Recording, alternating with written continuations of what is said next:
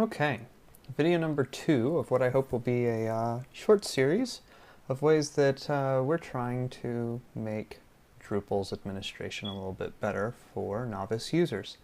I made a video earlier about some different things we were doing with a news module internally, and this one's on a staff module that we're building. So I'm just going to kind of cut to the chase here and show you some of the things that we've been doing, things that we're hoping will make it much easier for our users to utilize these modules. So this is kind of an integration of views and CCK, very similar to anything that you might manually set up yourself, except this is just a one-click install and it does everything that I'm about to show you. I've taken the liberty of going ahead and putting one node in here, so we'll spend just a little bit of time here putting in a second node. And if I go ahead and click Create Staff here, you'll see it keeps all of my tabs for me. So those are all consistently available everywhere that I go. We're going to go ahead and just put my father in here. He's the president.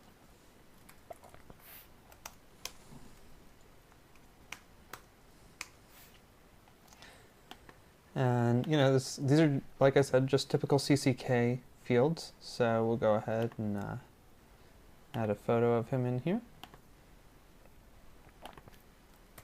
Paste some text and hit save.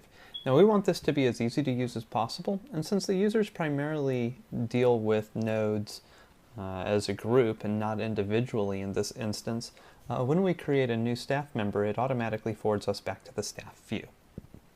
So we continue to have create staff members and manage and all of that right here. Now, we run into what is a fairly typical problem, and that's a problem of ordering. I'm going to get into that here in just a second. We'll show off some of the management that this does in the meantime. So if we go ahead and click Manage, we've gone ahead and integrated views bulk operations into this. So it makes for a very simple content management screen where we can remove or unpublish or publish these nodes, whatever we might like to do.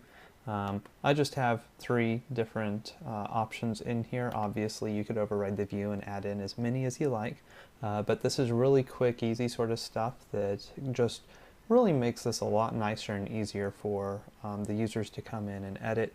If you haven't used views bulk operations, you definitely should take a look at it, but it allows us to, you know, with a single click, checkmark all of our content, and then we could delete it all or unpublish it at all, something like that.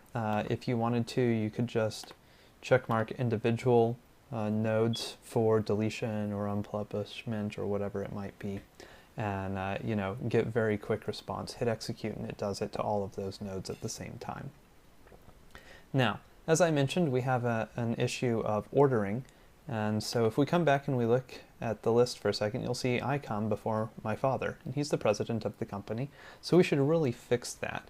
And typically the way this has been done in the past is maybe through a wait feature on the node that users might manually set, or via a node queue, something along those lines.